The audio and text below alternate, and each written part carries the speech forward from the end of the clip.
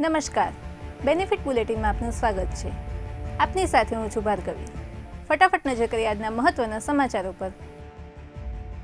પ્રહલાદનગરમાં આરોગ્ય વિભાગે McDonald seal કર્યું. આરોગ્ય વિભાગને ફરિયાદ મળતા કરાયું મેકડોનલ્ડ સીલ. વેજ અને નોનવેજ ખાદ્ય પદાર્થ એક જ સ્થળે બનાવાતા હતા. તંત્ર દ્વારા તપાસ કરતા જોવા મળી અનહાઇજેનિક સ્થિતિ. આરોગ્ય વિભાગે નોટિસ આપી મેકડોનલ્ડ્સને કર્યું સીલ.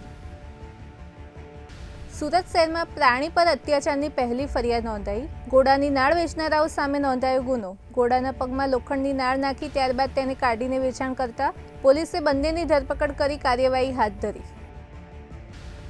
સુરતમાં મહમદીનગરમાં એક જ કોમના બે જૂથ વચ્ચે થયો પથ્થરમારો. ઝઘડાએ ઉગ્ર સ્વરૂપ લેતા લઘુમતી કોમના બે ટોળા આવ્યા સામે સામે. પથ્થરમારામાં 5 થી 7 વ્યક્તિઓને પહોંચી ઈજા.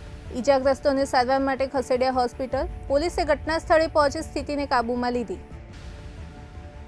સુરતમાં ખાડીપુરની સમસ્યાનો મામલો. સુરત પાલિકા તંત્ર લાગ્યું કામે. ખાડી પર નડતરરૂપ બ્રિજ તોડી પાડવામાં આવ્યા.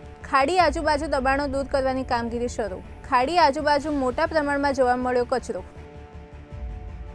વડોદરાના સિનોર પંથકમાં વરસાદની રીએન્ટ્રી. છેલ્લા ઘણા દિવસોમાં વિરામ બાદ વરસાદનું ફરી આગમન. સિનોરના ઉતરાજ, ટિંગોલદદ અને તારવા ગામે વરસ્યો વરસાદ. વરસાદને પગલે વાતાવરણમાં ઠંડકનો અહેસાસ. આ હતા અત્યાર સુધીના મહત્વના સમાચાર.